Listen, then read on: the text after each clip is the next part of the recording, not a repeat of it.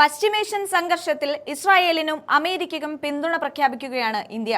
കേന്ദ്ര സർക്കാരിന്റെ അമേരിക്കൻ നയങ്ങളെ തുടർന്നാണ് ഇസ്രായേലിനെ പിന്തുണയ്ക്കാൻ ഇന്ത്യ തീരുമാനിച്ചത്. എന്നാൽ പ്രതിപക്ഷ പാർട്ടികൾ ഈ വിഷയത്തിൽ സ്വീകരിക്കുന്നത് വ്യത്യസ്തമായ കാഴ്ചപ്പാടാണ്.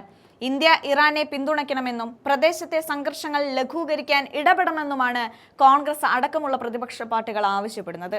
ഇതിനായി പാർലമെന്റിൽ BJP-യെ കോൺഗ്രസും ഇന്ത്യ സഖ്യവും അടപടലം പൂട്ടിയിരിക്കുകയാണ്. ഇറാനെ പിന്തുണയ്ക്കാതെ പാർലമെന്റിൽ നിന്ന് പോകാമെന്ന ചിന്ത ഇനി വേണ്ട എന്ന നിർദ്ദേശം ഇന്ത്യ സഖ്യം നൽകുമ്പോൾ BJP-ക്ക് മറുപടിയില്ല എന്നതാണ് വാസ്തവം.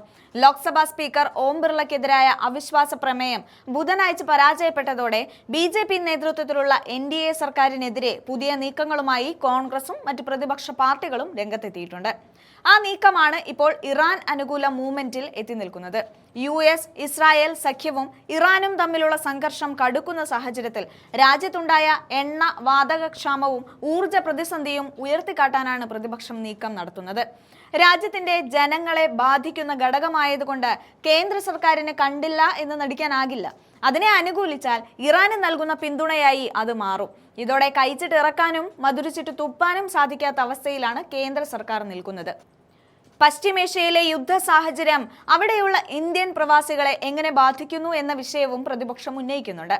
കോൺഗ്രസ് MPമാരുമായി നടത്തിയ കൂടിക്കാഴ്ചയിൽ പ്രധാനമന്ത്രി നരേന്ദ്രമോദിയുടെയും സർക്കാരിന്റെയും വിദേശ നയത്തിലെയും ഊർജ സുരക്ഷയിലെയും പരാജയങ്ങളിൽ പാർട്ടി ശ്രദ്ധ കേന്ദ്രീകരിക്കണമെന്ന് ലോക്സഭാ പ്രതിപക്ഷ നേതാവ് രാഹുൽ ഗാന്ധി നിർദ്ദേശിച്ചിട്ടുണ്ട്. ഇതിനെ മറ്റു പാർട്ടിക്കാരും പിന്താങ്ങുന്നുണ്ട്. അക്കൂട്ടത്തിൽ തൃണമൂൽ കോൺഗ്രസും ഒഡീഷയിലെ BJD-യുമുണ്ട്. പശ്ചിമേഷ്യൻ പ്രതിസന്ധി ജനജീവിതത്തെ ആഴത്തിൽ ബാധിക്കുമെന്ന് രാഹുൽ ഗാന്ധി പറയുന്നുമുണ്ട്. വിലക്കയറ്റം, പാചകവാതക ഇന്ധന ക്ഷാമം, വിമാനയാത്രാ നിരക്കിലെ വർധനവ് എന്നിവ ഇതിൽ ഉൾപ്പെടുന്നുണ്ട്. കൂടാതെ അമേരിക്കയുടെ സമ്മർദ്ദത്തിന് വഴങ്ങുന്നു എന്നാരോപിച്ച് സർക്കാരിനെ ലക്ഷ്യം വെക്കാനും ആവശ്യപ്പെടുന്നുണ്ട്. ഈ വിഷയങ്ങളിൽ സർക്കാരിൽ സമ്മർദ്ദം ചെലുത്താൻ രാജ്യത്തുടനീളമുള്ള പ്രതിപക്ഷ നേതാക്കളോട് രാഹുൽ ഗാന്ധി ആവശ്യപ്പെട്ടു കഴിഞ്ഞു. രാജ്യത്തെ ഊർജ ഇറക്കുമതിയുടെ വലിയൊരു ഭാഗം പശ്ചിമേഷ്യയിൽ നിന്നായതിനാൽ ഇറാനെതിരെയുള്ള അമേരിക്ക ഇസ്രായേൽ യുദ്ധത്തെ തുടർന്നുണ്ടായ പ്രതിസന്ധി വിതരണ ശൃംഖലകളെ തടസ്സപ്പെടുത്തിയിട്ടുണ്ട്. ഇത് LPG പ്രതിസന്ധിയിലേക്കും വാണിജ്യ സിലിണ്ടറുകളുടെ ക്ഷാമത്തിലേക്കും നയിക്കുകയാണ്.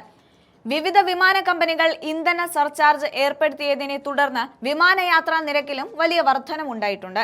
LPG ക്ഷാമവുമായി ബന്ധപ്പെട്ട് സർക്കാരിനെതിരെ മുദ്രാവാക്യം വിളിച്ചുകൊണ്ട് കോൺഗ്രസ് MPമാരും സഖ്യകക്ഷികളായ DMK, സമാജ്വാദി പാർട്ടി, ഇടതുപക്ഷ പാർട്ടികൾ എന്നിവരും പാർലമെന്റ് നടപടികൾ തടസ്സപ്പെടുത്തി കഴിഞ്ഞു. ഇതിനെ തുടർന്ന് തിങ്കൾ, ചൊവ്വ ദിവസങ്ങളിൽ സഭ നിർത്തിവെക്കേണ്ടി വന്നു. ഇതിന് പിന്നാലെയാണ് പാർലമെന്റിനുള്ളിൽ ഇറാനെ അനുകൂലിച്ച് കോൺഗ്രസ് അടക്കമുള്ള പ്രതിപക്ഷ പാർട്ടികൾ പ്രക്ഷോഭം ശക്തി പ്രാപിക്കുന്നത്. കോൺഗ്രസ് നേതാക്കൾ പറയുന്നതനുസരിച്ച് സ്പീക്കർക്കെതിരായ അവിശ്വാസ പ്രമേയത്തിന് സമയം അനുവദിച്ചിരുന്നിട്ടും തിങ്കളാഴ്ച സഭ ചേർന്നപ്പോൾ പ്രതിപക്ഷം LPG പ്രതിസന്ധി ഉന്നയിച്ചത് ആ വിഷയത്തിന്റെ ഗൗരവം കണക്കിലെടുത്താണ്. ഈ പ്രതിസന്ധി അത്രമേൽ വലുതും ഗൗരവമേറിയതും ഏവരുടെയും ദൈനംദിന ജീവിതത്തെ ബാധിക്കുന്നതുമാണ്. അതുകൊണ്ട് തന്നെ മറ്റെല്ലാം മാറ്റിവെച്ച് ഈ വിഷയം ഉന്നയിക്കേണ്ടി വന്നതായി കോൺഗ്രസ് പറഞ്ഞു. ബുധനാഴ്ച ചോദ്യോത്തരവേളയിൽ ഞങ്ങൾക്ക് LPG വേണം തുടങ്ങിയ മുദ്രാവാക്യങ്ങൾ പ്രതിപക്ഷ അംഗങ്ങൾ ഉയർത്തിയതിനെ തുടർന്ന് സഭ അരമണിക്കൂറോളം നിർത്തിവെച്ചിരുന്നു. സഭ സമ്മേളിച്ചയുടൻ തന്നെ പ്രതിപക്ഷ അംഗങ്ങൾ വിവിധ വിഷയങ്ങൾ ഉന്നയിക്കുകയും മുദ്രാവാക്യം വിളിക്കുകയും ചെയ്തു. ചോദ്യം ചോദിക്കാനുള്ള അവസരം ലഭിച്ചപ്പോൾ സർക്കാർ ആദ്യം പാചകവാതക വില കുറയ്ക്കണമെന്ന് കോൺഗ്രസ് അംഗം കുമാരി സെൽജ അഭിപ്രായപ്പെട്ടത് ഈ വിഷയം അത്ര പ്രാധാന്യമുള്ളത് കണ്ടാണ്. ഊർജ പ്രതിസന്ധി രൂക്ഷമാകുന്ന സാഹചര്യം ചൂണ്ടിക്കാട്ടി വ്യാഴാഴ്ച പാർലമെന്റ് സമ്മേളിക്കുമ്പോൾ പ്രതിപക്ഷം സർക്കാരിനെതിരെ രംഗത്ത് വരുമെന്ന് നേതാക്കൾ അറിയിച്ചിട്ടുണ്ട്. വിഷയത്തിൽ വിശദമായ ചർച്ച ആവശ്യപ്പെട്ട് പ്രതിപക്ഷ MPമാർ അടിയന്തര പ്രമേയത്തിനും ശൂന്യവേള നോട്ടീസിനും അപേക്ഷ നൽകുമെന്നാണ് പ്രതീക്ഷിക്കുന്നത്. വിഷയം പാർലമെന്റിൽ ചർച്ച ചെയ്യണമെന്ന് പ്രതിപക്ഷം ആവശ്യപ്പെടുമെന്ന് മുതിർന്ന കോൺഗ്രസ് നേതാവ് മനീഷ് തിവാരിയും അറിയിച്ചു.